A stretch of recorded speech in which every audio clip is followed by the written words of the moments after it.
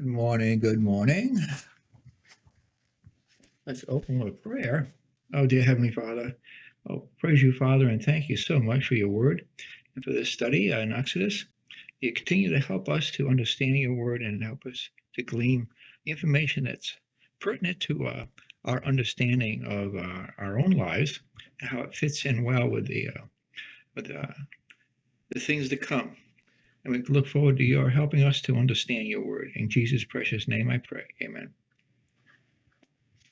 Okay, I stopped a little early yesterday because we were getting into a portion. I didn't want to have to run too long. I seem to have figured out myself, and maybe it's just me, but when a video gets a little bit too long, people have a tendency to lose interest towards like an hour, particularly an hour.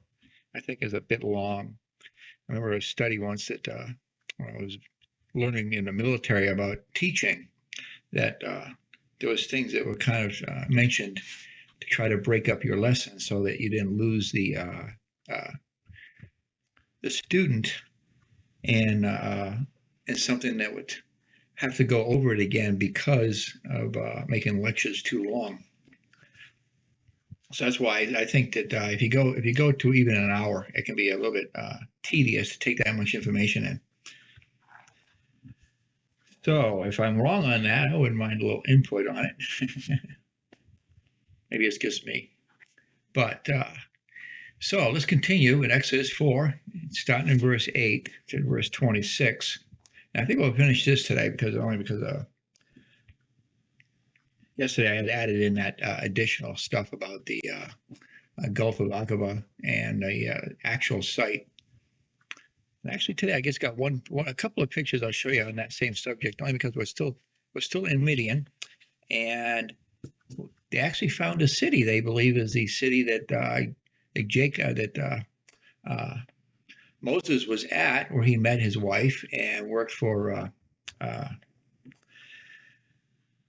We'll get to his name here in a minute.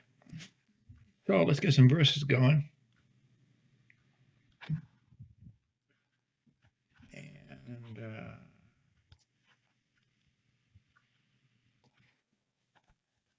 And I'll bring up this map that I got.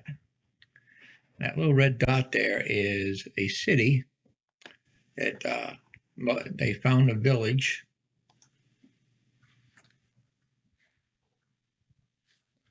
I get it a little bit closer.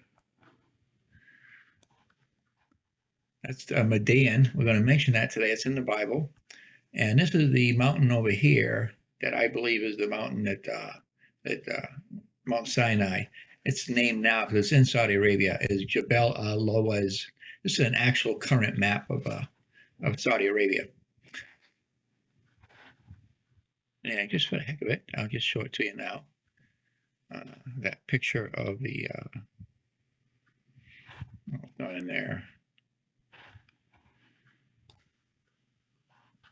There's the picture of the city dwellings they found in that town, and the well that most likely Moses met these 7 daughters of would become his father-in-law. And again, I'm drawing a blank on his name. I know it starts with a J. I know I got it in my notes. I just got to find it.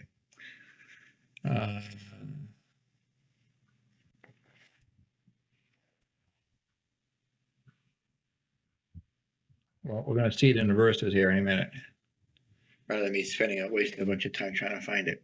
So let's get into the verses. And first of all, we're going to talk about, so I'll leave it right here because this is where Moses most likely is when God was talking to him in this general area. He's still in Midian.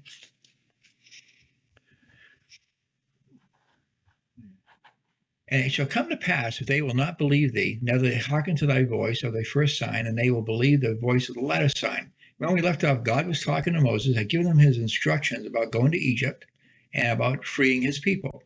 And he gave him a couple of signs. He gave him a sign where you take his rod and throw it to the ground. It turns into a snake. We talked about that one and the fact that it symbolizes the throwing down of Satan to the earth. And when we get to the actual, when Moses used it in front of Pharaoh, we're going to see that Satan is represented by the snakes that gets eaten up. And then he talked about sticking his hand in his bosom. He basically stuck it into his shirt. When he pulled it out, it turned all white, like he had leprosy. Leprosy was a very common illness back then, and it was deadly. You died from it usually. So it'd be very drastic for Moses to use. And then when he stuck his hand back in again and pulled it out, it was brand new again. So he's got one more God is going to teach him. And this one here, I think, has a really interesting side note because of our study in Revelation.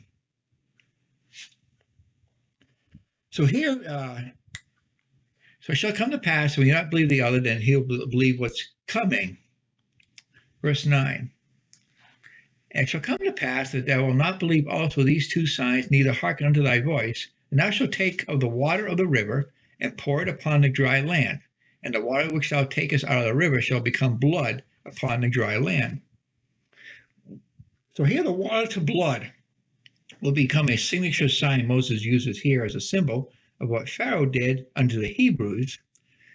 And this goes back to what, remember what we talked about in the beginning, that Pharaoh had ordered all the babies thrown into the Nile River that were boys to kill them. So blood for blood. And so this is going to be symbolic of what God is going to show Pharaoh here through Moses, is that you killed my children, I'm going to kill your children. That's what we're leading up to. But that let's just review real quick some of those verses we were talking about in Exodus 1:22. And Pharaoh charged all his people, saying, every son that is born you shall cast into the river, and every daughter you shall save alive. When you jump ahead to Exodus 7, we're going to see this come into play when it comes to what Moses is doing with this blood to water. Exodus 7:19 through 25, I'm going to read right now. And the Lord spoke unto Moses, say unto Aaron, take thy rod and stretch out thine hand upon the waters of Egypt, upon the streams, upon the rivers, upon their ponds, and upon all the pools of water, that they may become blood, and that they may be blood throughout all the land of Egypt, both in vessels of wood and in vessels of stone. And Moses and Aaron did so as the Lord commanded, and he lifted up the rod and smote the waters that were in the river, in the sight of Pharaoh and in the sight of his servants, and all the waters that were in the river were turned to blood. And the fish that was in the river died, and the river stank, and the Egyptians could not drink of the water of the river, and there was blood throughout all the land of Egypt. And the magicians of Egypt did so with their enchantments, and Pharaoh's heart was hardened. Neither did he hearken unto them as the Lord had said. We'll get into that more when we get to that chapter, because some of the stuff even Satan can do. So his magicians, with the power of Satan, are going to simulate some of this stuff. And Pharaoh turned and went into his house, neither did he set his heart to this also. And all the Egyptians digged around the river for water to drink, for they could not drink of the water of the river. So they're trying to find filtered water by digging into the ground. And 7 days were fulfilled after that the Lord had smitten the river. So the reason I read this whole thing, and also in Matthew 7:2, for with what judgment, this is Jesus speaking, ye judge, you shall also be judged. And what measure ye met, it shall be measured to you again.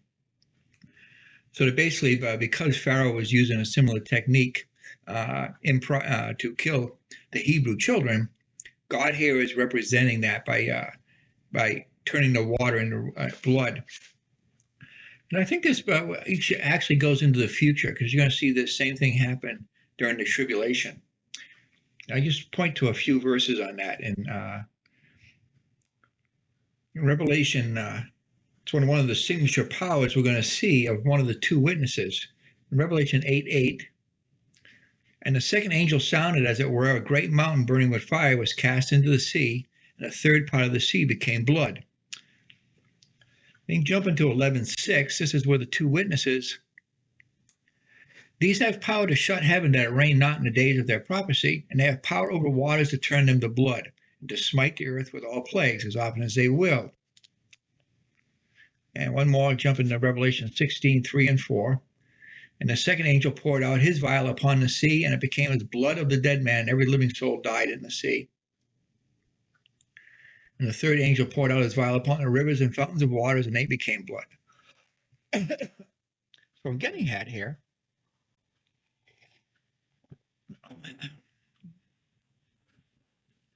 What I'm getting at here is that right now God is showing the Hebrews he's using these against the Egyptians to get them out of Egypt. That was to get them out of that was to save them from their evil imprisonment. But also with a dual concept, I can see now that God is showing them these plagues because he knows in the future there's going to be a future generation that does not know God. They don't recognize God, but they also don't believe that Jesus Christ is the Messiah. So these two witnesses I'm talking about in Revelation are going to be sent. And a lot of people believe one of them is going to be a reincarnated, not reincarnated, but that God is going to bring Moses back to life. And he's going to be one of those witnesses. And he has the power to turn water to blood. And the one thing that the current Jews only believe in the Old Testament. So for them to realize what's going on here, they're going to see these plagues happening during the time of Jacob's trouble, and they're going to correlate it to the what we're reading right now in Exodus and also in Deuteronomy and other places. And they're going to be able to see the correlation between what happened in the past to what's happening in the present. Put two and two together. Now these two witnesses that are doing this, most people believe are Elijah and Moses, are going to be preaching that Jesus Christ is the Messiah and trying to convince the people that they missed their Messiah and to repent now and to seek out the Lord. So that's the whole idea behind the time of Jacob's trouble. So that's why I think that this whole plague thing that's going to be happening, and the fact that God plans on doing all of them. I know that they were going to see Moses keeps going back to Pharaoh, but every time he goes back to Pharaoh, God says, I hardened his heart, meaning that he's not going to give in until we actually get to the last plague. And he actually gives a warning of that plague is going to be now, even in the beginning. And we're going to see that here today. Oh, he's not going to tell he's going to tell, God is telling Moses, and then Moses will end up telling Pharaoh later on. So continuing, Exodus 4:10.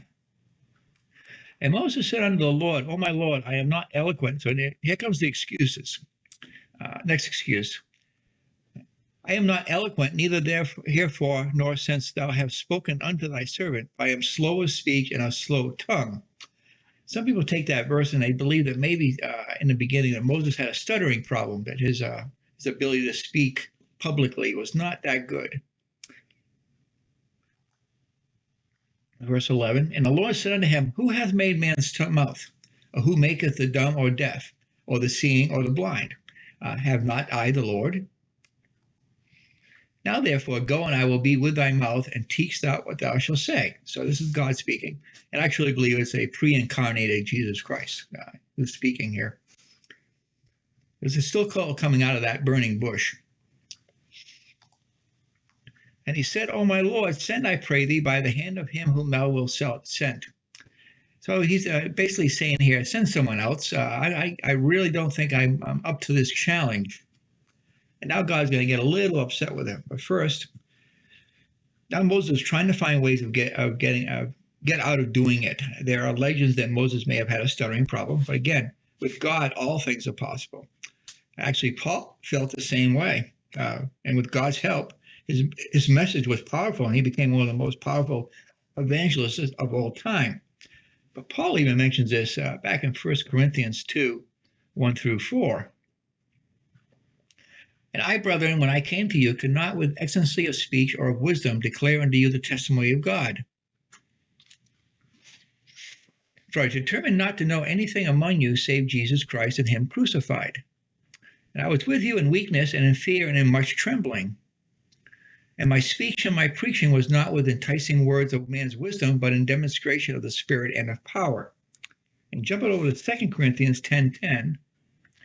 But his letters say that they are weighty and powerful, but his bodily presence is weak and his speech contemptible. And also 2 Corinthians 11:6.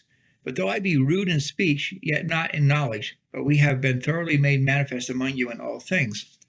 So Paul is basically saying here is that I by myself could do nothing. It was God working through me that I was able to gain the ability to speak to you. Plus, there's actually a contradicting report, or God really did give Moses the power to speak well. He does a lot of preaching during the time in the wanderings, depending on how far we go into this. If we decide to continue on through the Bible, we're going to see going through Leviticus, Numbers, and Deuteronomy that he was quite the orator. And Luke over in Acts 7:22 makes an interesting comment about this. And Moses was learned in all the wisdom of the Egyptians and was mighty in words and in deeds. So it makes it sound like that he was a good orator and was very intelligent.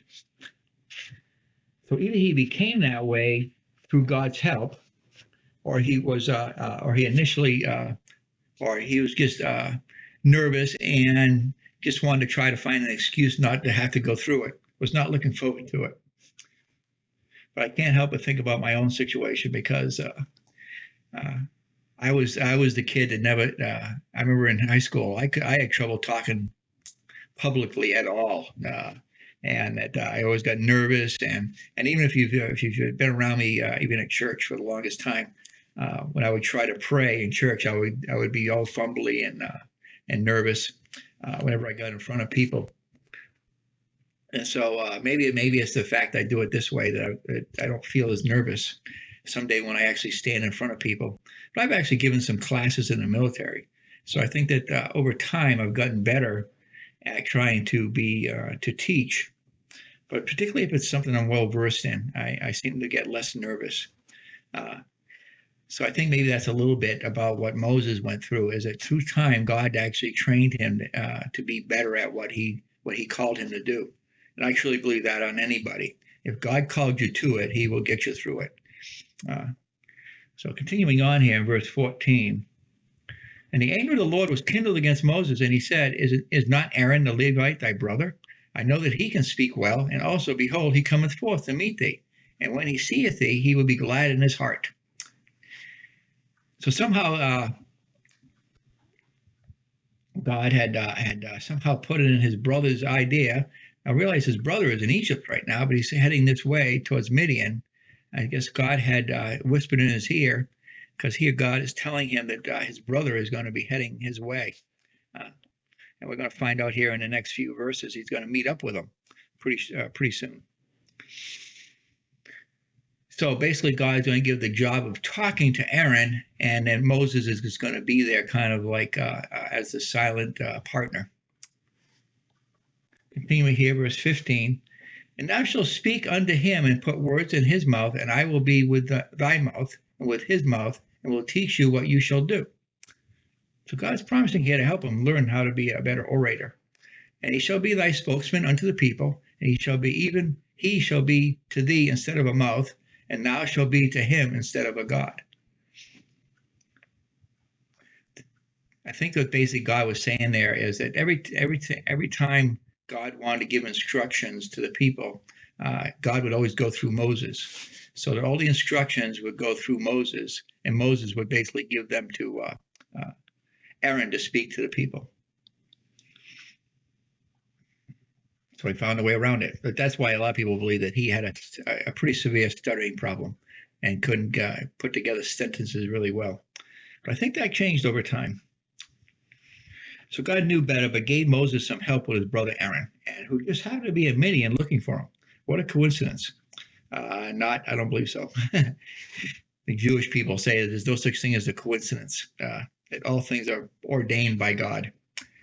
But also never underestimate the power of God, which I feel also myself inadequate. That's one reason I feel led by the Lord to do what I'm doing. I never was as I already mentioned to you. But it's funny how through weakness, God makes us stronger. Paul talks about this in 2 Corinthians 12:10. Therefore, I take pleasure in infirmities and reproaches and necessities and persecutions and distress for Christ's sake. For when I am weak, then I am strong. So Paul feeling the same way. Okay, verse 17. And thou shalt take this rod in thy hand, wherever thou shalt do signs. So God has basically made this object, this rod, his way of bringing the power of God through to Moses. There's some interesting verses that go along with this in Exodus 7:9, talking about rods. When Pharaoh shall speak unto you, saying, show a miracle for you, and thou shalt say unto Aaron, take thy rod and cast it before Pharaoh, and it shall become a serpent. Also Exodus 7:19. And the Lord spake unto Moses, saying unto Aaron, take thy rod and stretch out thy hand upon the waters of Egypt, upon their streams, upon their rivers. Oh, we already read this a few minutes ago. Turn it to blood. And 1 Corinthians 1:27. But God hath chosen the foolish things of the world to confound the wise, and God hath chosen the weak things of the world to confound the things which are mighty. The old idea behind he who is last shall be first, and he who is first shall be last. In other words, people that are not willing to at least try. I'm saying it the wrong way. When God brings you to something, don't do your best to try to do it, and God will help you with it. And but people who think they don't need any help from God, they're going to be last, is what basically it's saying. Okay, back to Exodus 4:18. And Moses went and returned to Jethro. That is his name, Jethro. So the buildings you see behind there could have been one of those buildings there that Jethro lived in with his 7 daughters.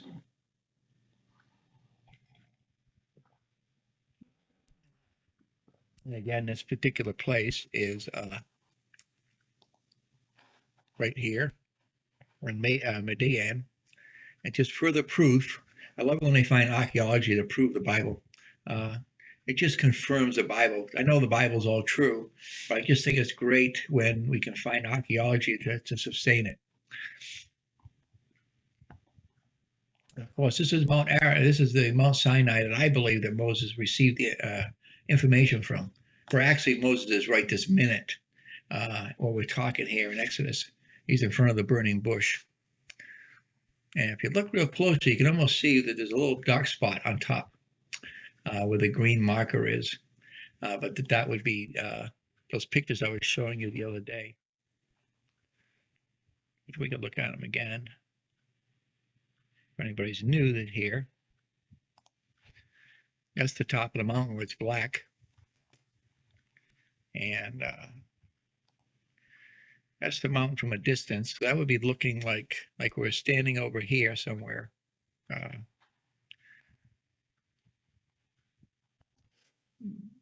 I don't have that map up right now. Let's see if I can switch back and forth easily. See, that would be basically standing over here. You can see my cursor about where that WZ is. So that would be what you would be seeing in that picture, which show there is looking at that mountain.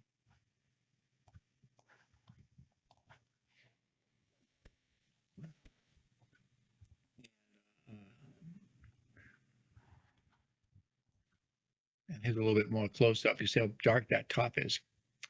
This could be the actual area where Moses, oh, there's my leprosy pictures. So that's from the top looking down. So that town will probably be down below there somewhere, up in the distance. I'm not sure how far that is. Okay. So this might be about where where Moses is right this minute, on top of that mountain as we're speaking. Back to verses. In verse 19. The Lord said unto Moses in Midian, go, return into Egypt, for all the men are dead which sought thy life. So that the whole reason that Moses left, if you remember correctly, was because he was being chased by Pharaoh. There's actually a note in the Septuagint version of this Bible in the Old Testament that actually mentions that that the Pharaoh that wanted to kill Moses has died. And Moses took his wife and his sons and set them upon an ass, and he returned to the land of Egypt. And Moses took the rod of God in his hand. Now it's got a name, the rod of God. We see this again in Numbers 20, verse 8 and 9. Take the rod and gather thy assembly together, thou and Aaron thy brother, and speak ye unto the rock before their eyes, and it shall give forth his waters, and it shall bring forth to them water out of the rock, so they shall give the congregation and their beasts drink. This is that famous rock with the crack in it. And Moses took the rod from before the Lord as he commanded him. I've ever showed you that picture. Let me show you real quick.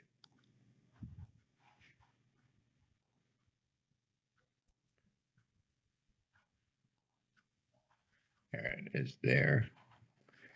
Most people believe that's the rock that the water was coming out of, particularly since if you look at the rocks coming down the side of the slope from there, but they're actually smooth, like water was running over the top of them for quite a while. So who knows how long the water was actually running. It was enough to feed all the people. We're talking 3 million people, plus all their animals and all their livestock.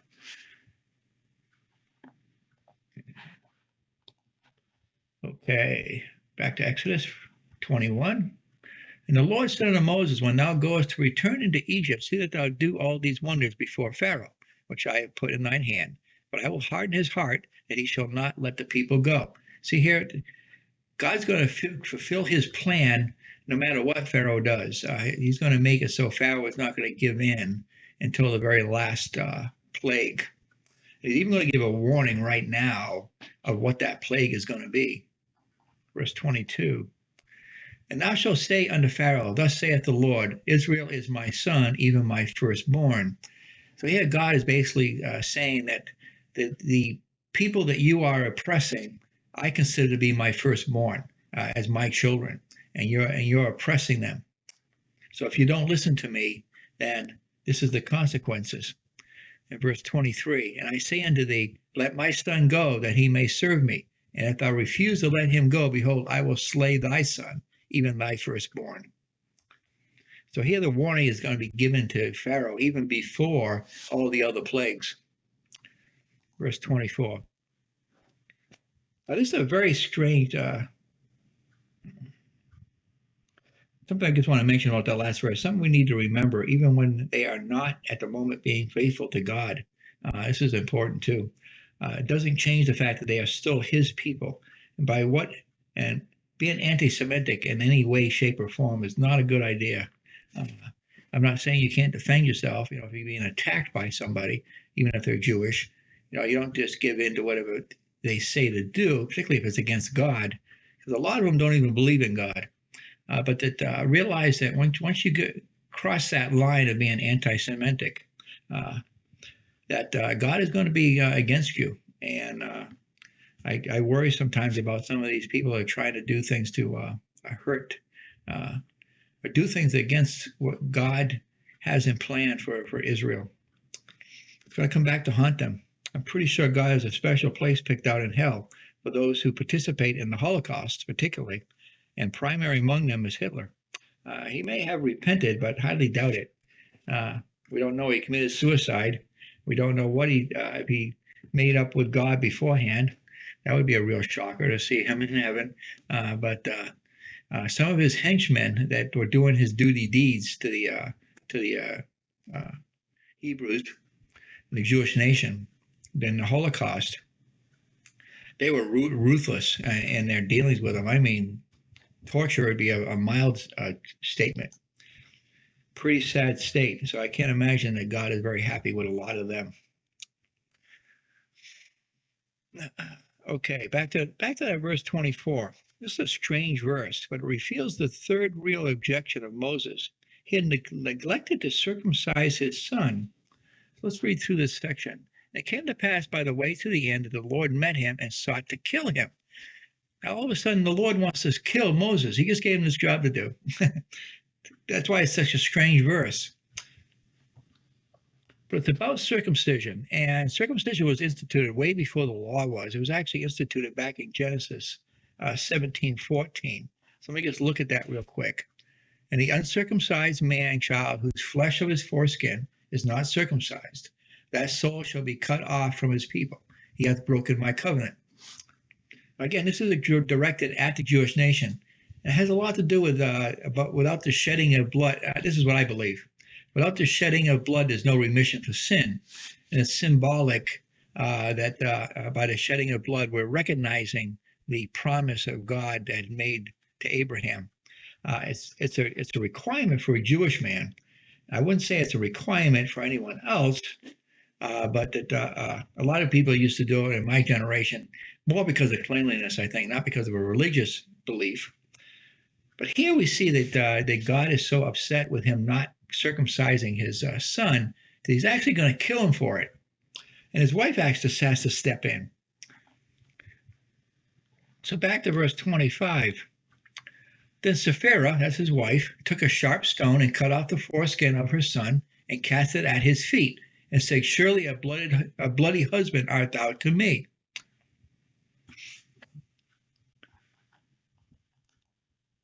So he let him go, and then she said, a bloody husband thou art because of the circumcision. And I looked through some commentaries, and the best explanation I could come up with, that God had to forcibly remind Moses of his disobedience. So to save Moses' life, his wife performed the task and realized even she seemed to disregard this commandment, as even though she was a descendant of Abraham through Keturah, which is was Abraham's second wife, she would have been under that same law also, not her personally, but any children she had. So it seems to become a strife in their marriage as Moses sends her home to her father at one point, but later on make up after the Exodus. And just a few other notes on this.